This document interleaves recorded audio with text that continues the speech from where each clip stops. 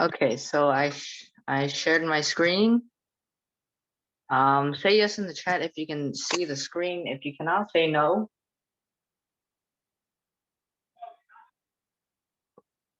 Yes, okay, very good. Let's start today. We had a fall break last week, so we're going to review the material. I hope everybody had a good fall break. Okay, so we're going to review all of the ways to solve quadratics, and that's basically our unit on solving quadratics. All right, so treat this as kind of like a unit 6 review. All right, so we're first going to go over the homework problems for the week before last week. Okay, so I'm going to give everybody to just put in their answers. All right, so everybody put in your answers for the homework. I'll give you a couple moments to do that, and then I'll walk you through how to solve it. And last week, you're supposed to use completing the square or the quadratic formula to solve these problems, because since we learned about completing the square, but of course there are multiple methods to solve these.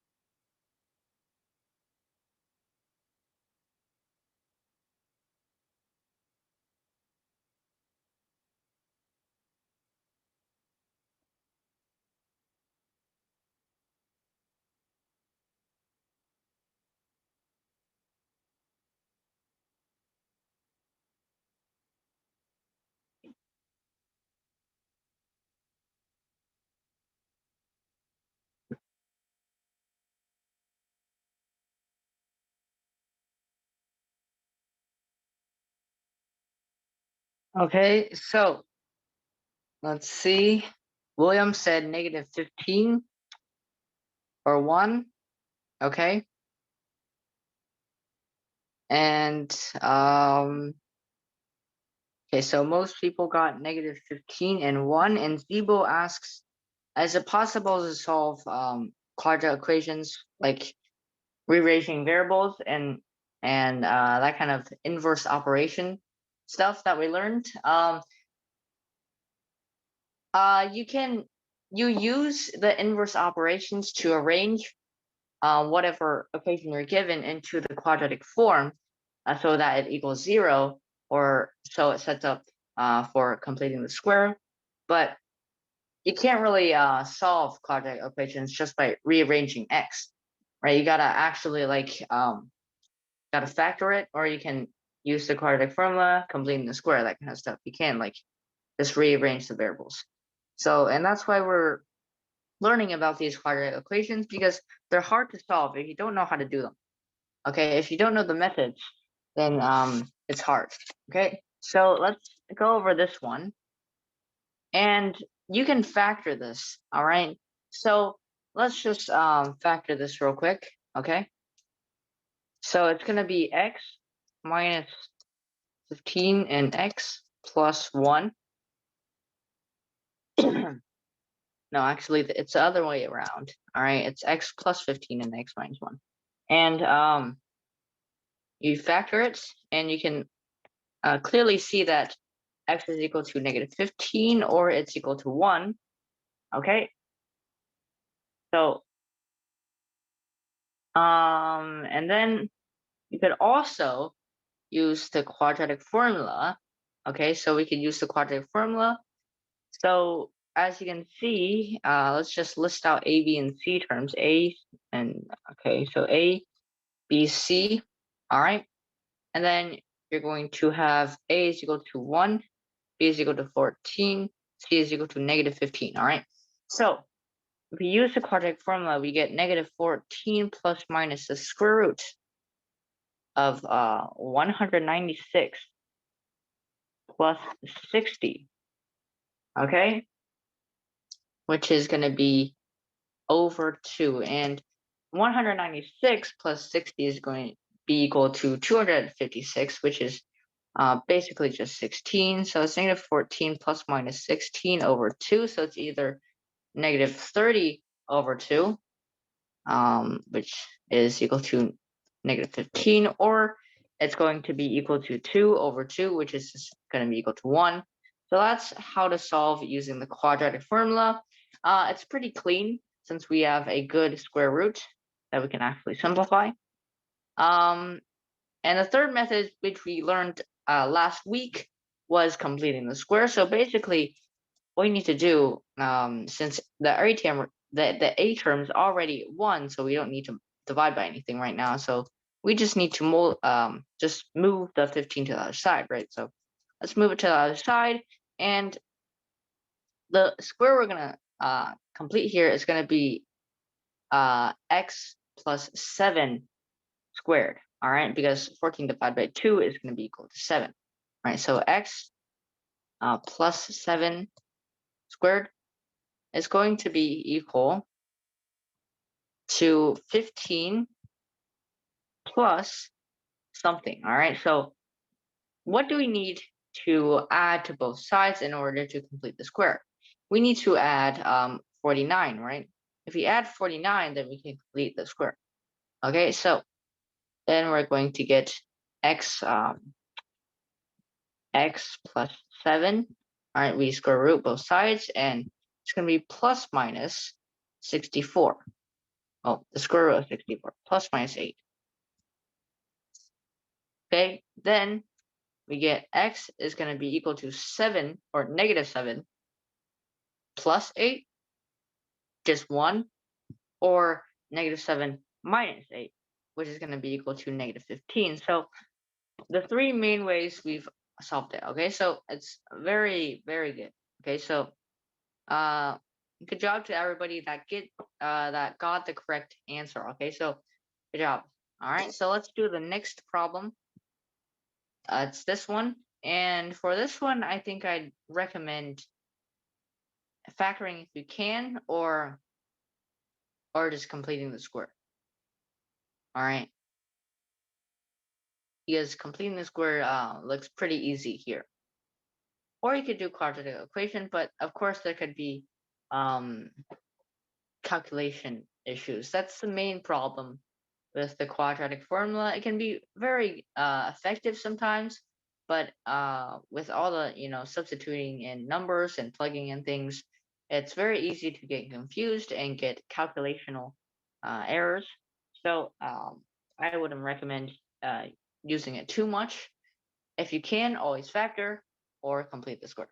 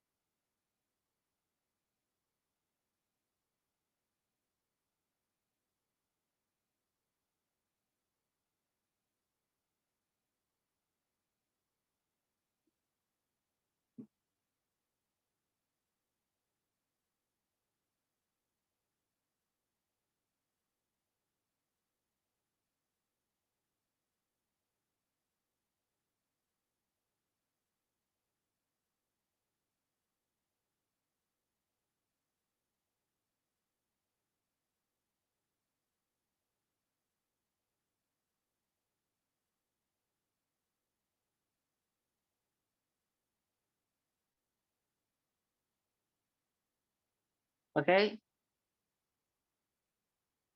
So William says 5 plus minus the square root of 14. Okay.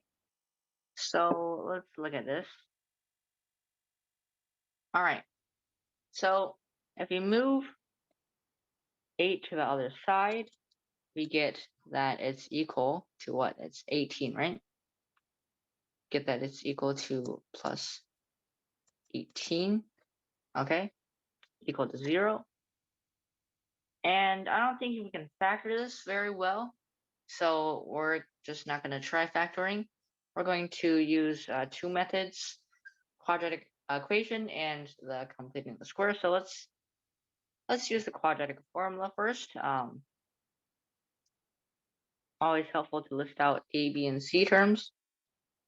All right, it's going to be 1, negative 10, and 18. All right, so then we can easily plug this in to the formula. Okay, so it's going to be positive 10 plus minus the square root of 100 minus 72. Okay, over, Wait, what's A, B, and C? it's right here. Oh yeah. Oh yeah, it's logical. Okay, then you're going to get, let's see here, you're going to get the square root of 28. All right. William, you did a very good job of simplifying the square root, and even though I've not taught you this yet, a very good job. Okay, so what you need to do here is, you see 28, Yeah, I think you can split it, right? 2 times 14. No, wait, never mind. 4 times 7, actually. Yeah, 4 times 7 and the square root of 4. Yeah, So so 2 square root 7. very good. Very good, Hugo.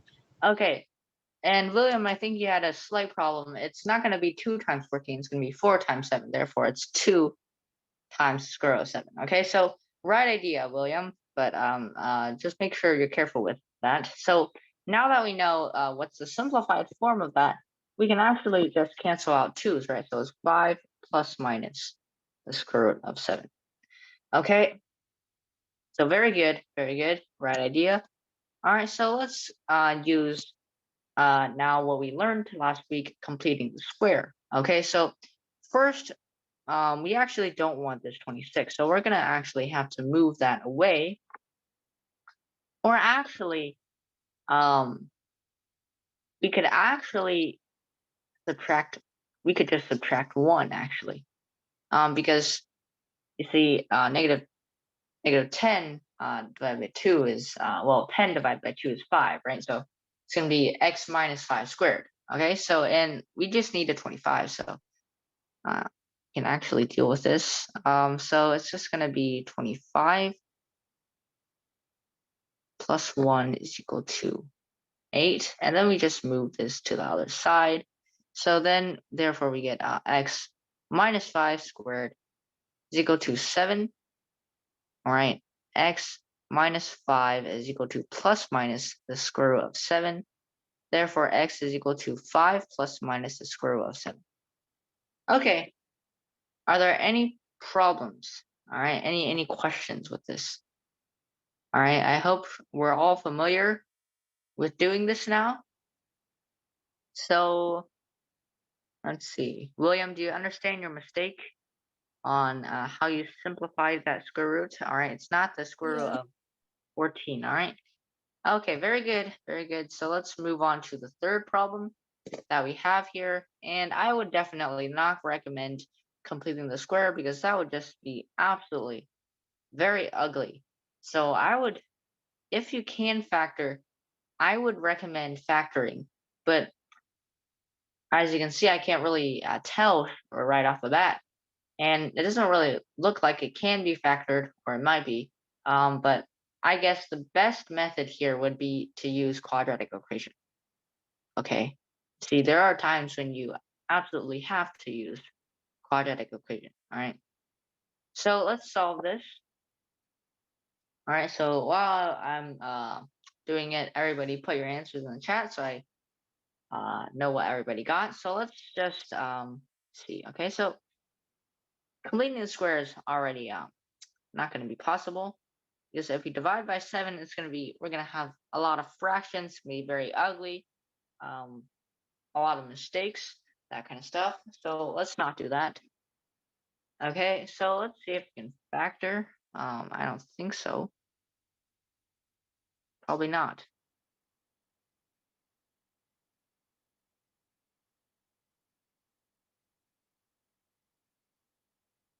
Yeah, I don't think so. Okay. Yeah, no.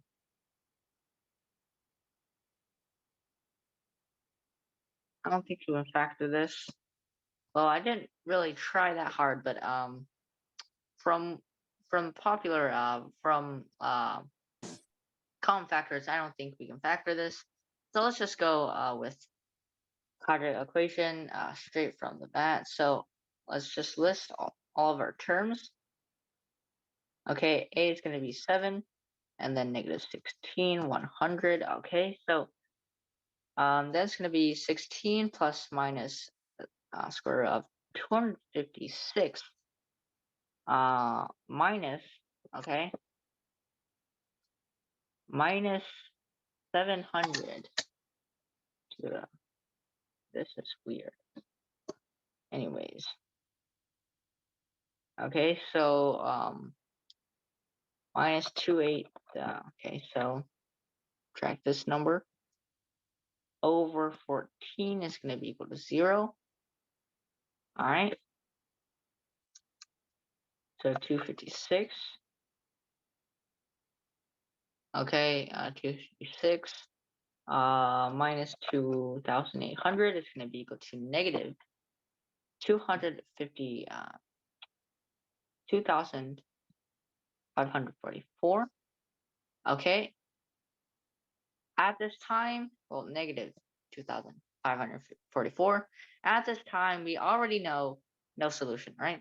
Because why? Because the square root is negative. And we can't have that because we can't square root a negative number. Therefore, we can tell that there is no real solution. Okay, NRS, no real solution. Yeah. It's imaginary. Yeah, very good, William.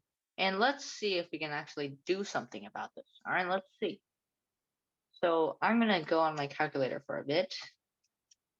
Oh wow, this is actually possible. Actually possible. All right, so can somebody Google if 159 is prime? I think it is. But hold up. So No, it isn't. so what are its factors? Oh, it's divided by 3. 3. Okay. All right, I think it can be divided by 3, right? So doesn't matter. All right, so if we take a look at the square root here, we can see, of course, there's negative 1, which, by the way, I think I've said this before. The square root of negative 1 is I, and we define it as I, which is imaginary, of course, and then times the square root of positive. All right, okay, so judging from this, we can factor out a 16, right? So 2,544 divided by 16 is going to be 159. All right, then we simplify to I times 4I times the square root of 159. So we can actually simplify it. So we get 8 plus minus 2I square root of 159 over 7. All right, so that's how we simplify it. That is very ugly, but that's it. If we want to actually find some complex solutions for it, that's going to be it. All right, so we're not going to worry about complex solutions right now. If you ever come across like negative thing, all right, just say no real solution. Okay, we haven't learned that much about complex numbers yet or imaginary numbers. All right, so we're not going to do that yet. All right, so now we're gonna review everything. Okay, so everything we learned so far, we're going to review because today is a review day. Because make sure you don't forget everything over after the break, and of course we're ending this unit, right? So let's review the zero product property. All right, so I'm just going to, since today is a review day, I want a lot of participation, so I'm just gonna call on volunteers. Okay, so who can tell me? All right, so in the chat, who can tell me what is the zero product property? So I'll look back at your notes at your notes if you want. All right, what is the zero product property? Okay, what does it say and how does it help us to solve these quadratic equations? All right, what is the importance? All right.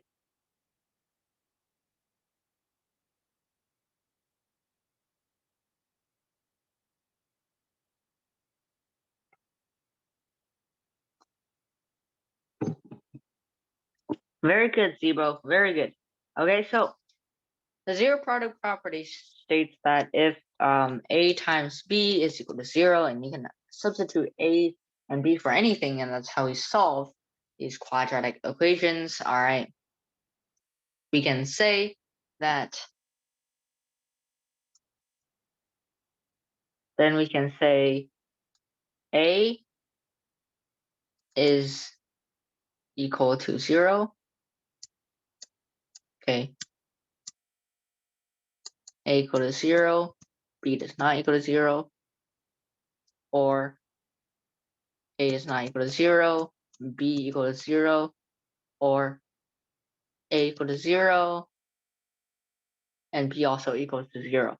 Okay, uh, so we have three situations, and that is why when we factor, we're actually gonna have three solutions, right? We're actually gonna have three solutions. Okay, so that's basically the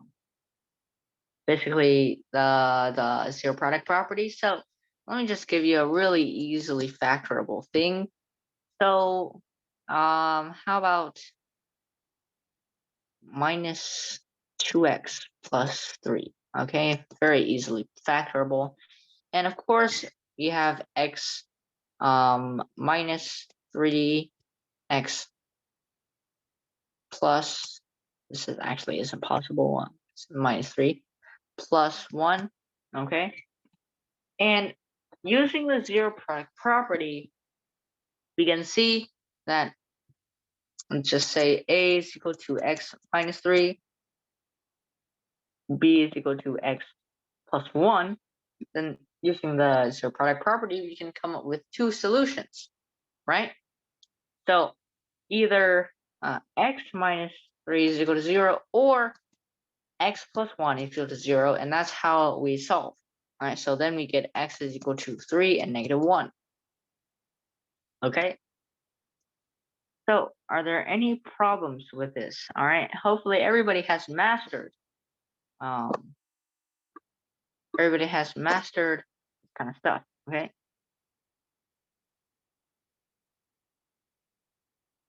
so now we're going to go over the quadratic formula. All right, so this is the quadratic formula, and we can use it to solve. All right, so if you still have not written down this formula yet, please do so now, because it's very important. Okay, very important. And we're just going to talk about the quadratic formula for a moment. So this part is very important. All right, this part, b squared minus 4ac, this is called the discriminant. All right, the discriminant, if the discriminant is, all right, if the discriminant is greater than 0, we can have, we can basically just have two solutions. Well, real solutions. All right. If the discriminant is equal to 0, well, obviously there's only one, because the square root of 0 is just 0. So you only have, whether you plus or minus 0, it's always going to be the same number. So it's one solution. And if the discriminant is less than 0, we can say that there are no real solutions. And what does this look like? So if it's greater than 0, and two solutions would look like this. Two solutions looks like this. One solution looks like this. All right. Just based on the times it touches the x-axis. Yeah. So if it doesn't touch the x-axis, then it's just no solution, right? So it's just imaginary. Right? So by the way, this is upside down. This parabola. It can be that way. When we learn about function transformations, we can learn about that.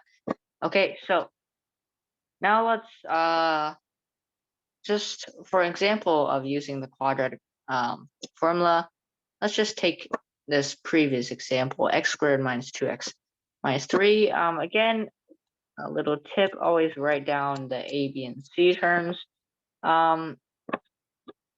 So as for our example, we're just going to have minus 2x minus 3. Okay, let's go to 0. All right, so 1, -2, and -3. So then negative b is going to be 2 plus minus 4 plus 12 over 2 is going to be equal to 2 plus minus 4 over 2, or 1 plus minus 2 is equal to 3 and -1. All right, so are there any questions on this, on the quadratic formula?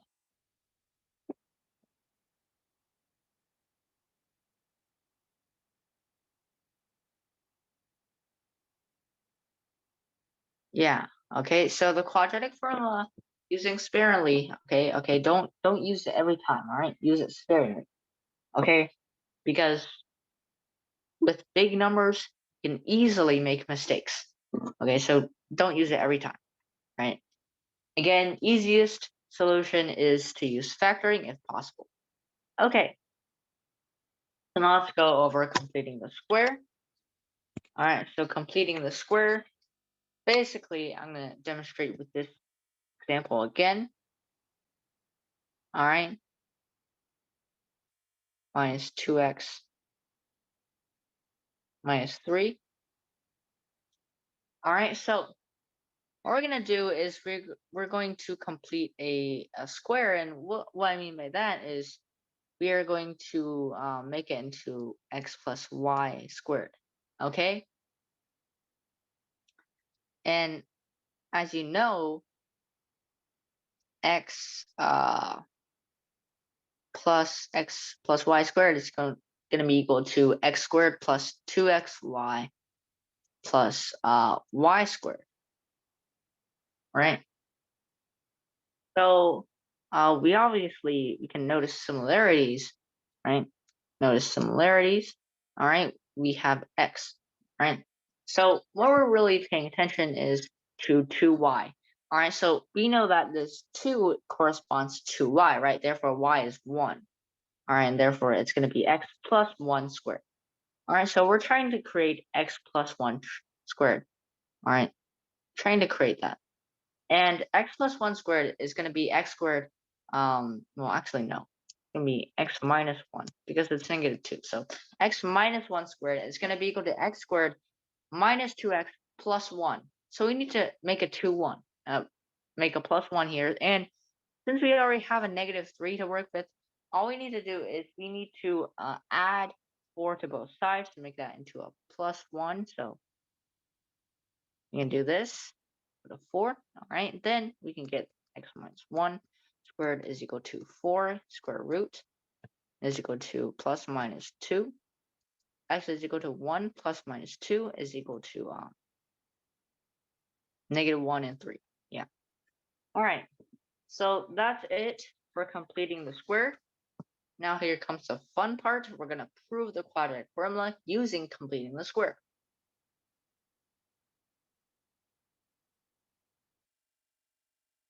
All right. So I'm going to take some volunteers. Okay. So who wants to volunteer to do this? All right. Let's see who. How about William? Okay. William, you're usually pretty good with these things. So Would you like to help me with proving the quadratic formula? Okay. Okay, so what we're gonna do here is we're just gonna write our standard ax squared x squared plus bx plus c is equal to 0. That's our basically our quadratic equation.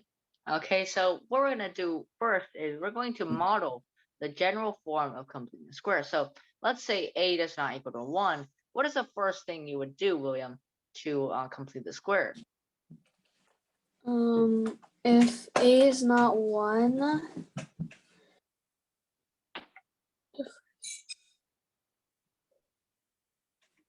maybe we just square the number or something. You have to divide a. Oh, divide. All right, so because look. So, all right, let's say we have something like this, right? We can only complete a square like this.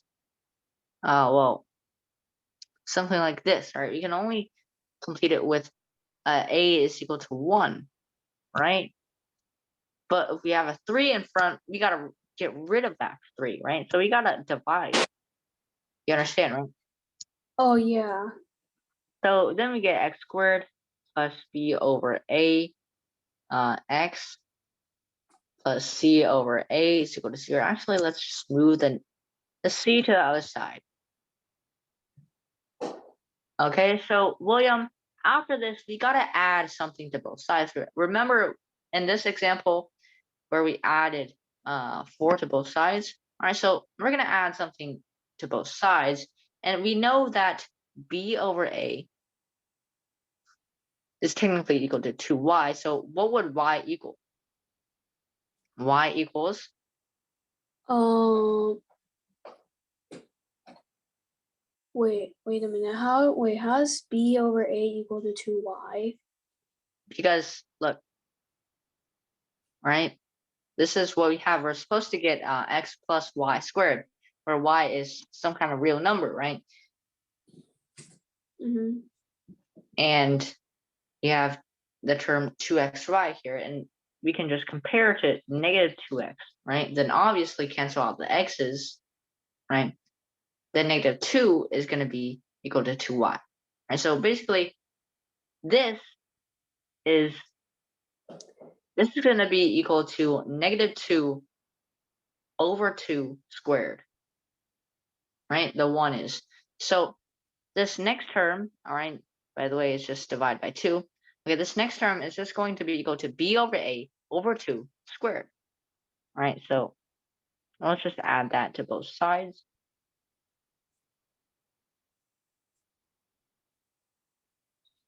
Is equal to negative c over a plus b squared over 4a squared.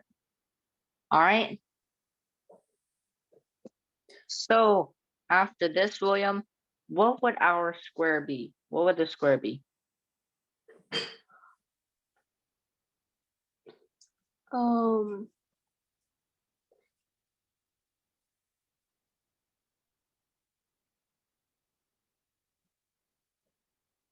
the square, like,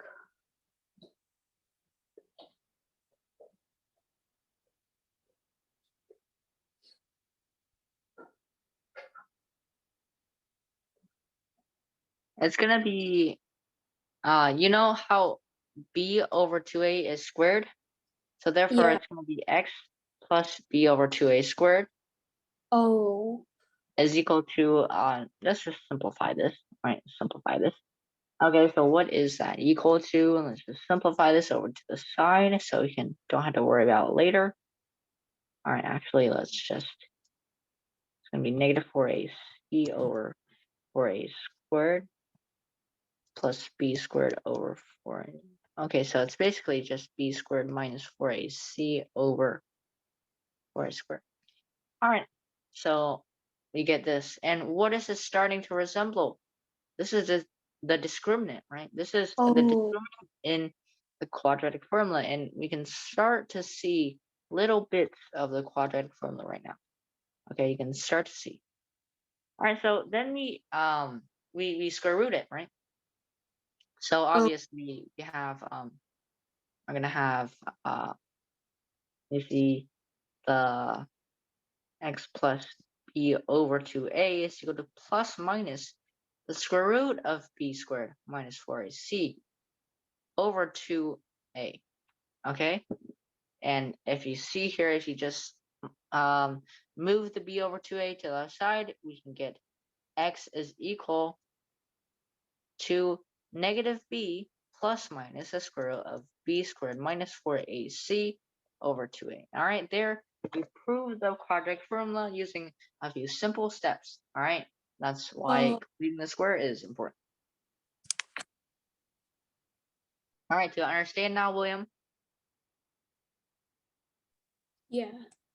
Okay, good. So now we're going to do some review problems, and I want you guys to try, of course, use your favorite method or whatever you would like to do, all right, to get that correct answer. And then while you're waiting for other people, try to use different methods, all right? Try to solve by at least two, or if possible, at least two, okay? All right, so try to use different methods, all right? So I'll give you a couple moments here to do this problem.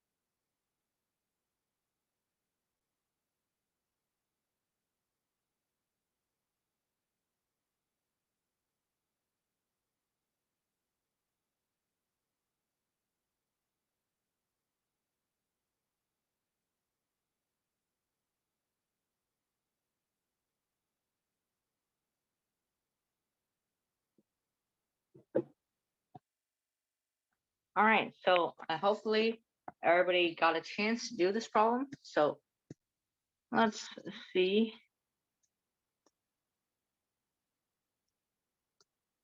Our answers, we have 1 and -17, got 17 and 1, and both using both -17 and -1. So let's just use all of our methods here. So let's see what we can do. Okay, so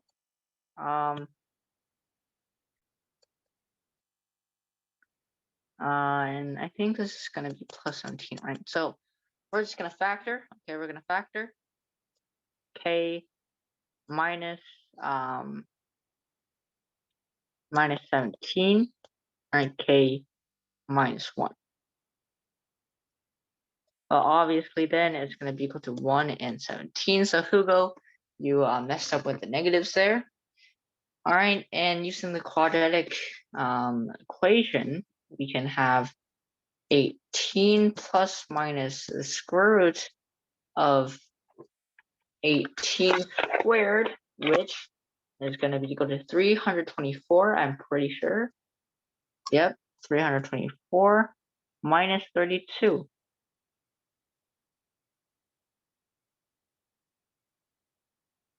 Okay. Oh, no, actually, no, I was looking at the wrong thing. Okay, so minus, okay, 17 times 4 minus 68.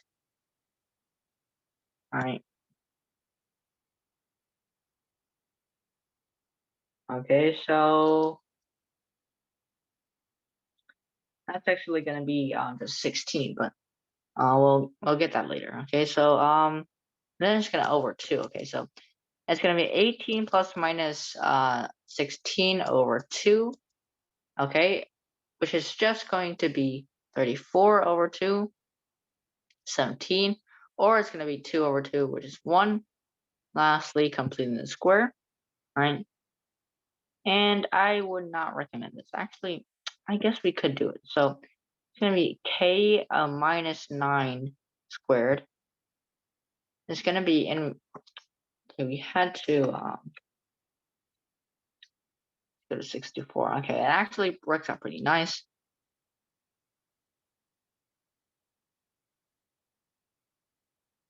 All right, so all three methods.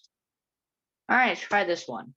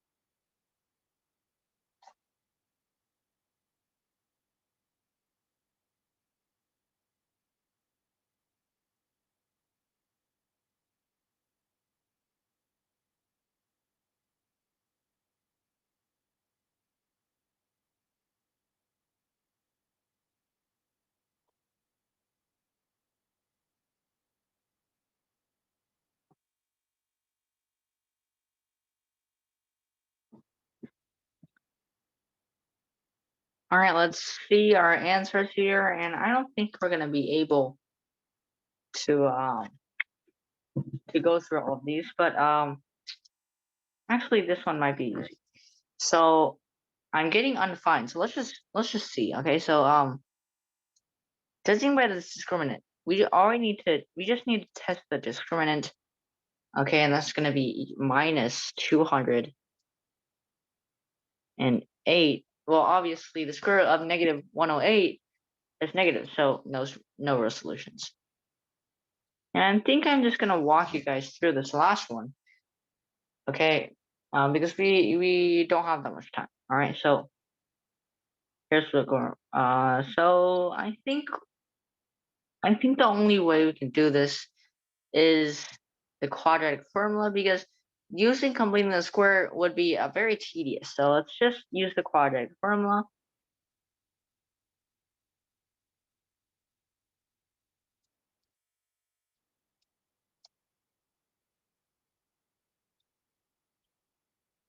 All right, so then it's going to be negative 7 plus minus 49 plus, okay, it's going to be 33, right? 33 plus 4 is going to be equal to times 4 plus 132 over all over 22.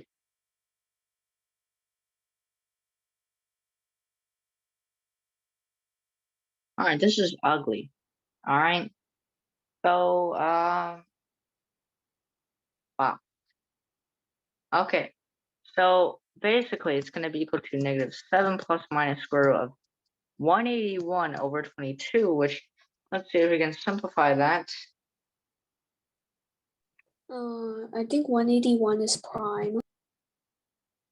All right, well, then that's it for 181. And since we still have 5 minutes, let's actually go back and try to simplify this with I. All right, so let's actually write out the equation for this one.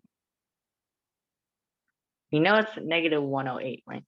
And then it's over 2. So let's just practice simplifying with I. So negative 108 is going to be made up of I and the square root of actual positive 108. So let's see what are some factors of 108. There's going to be 4, that's 1.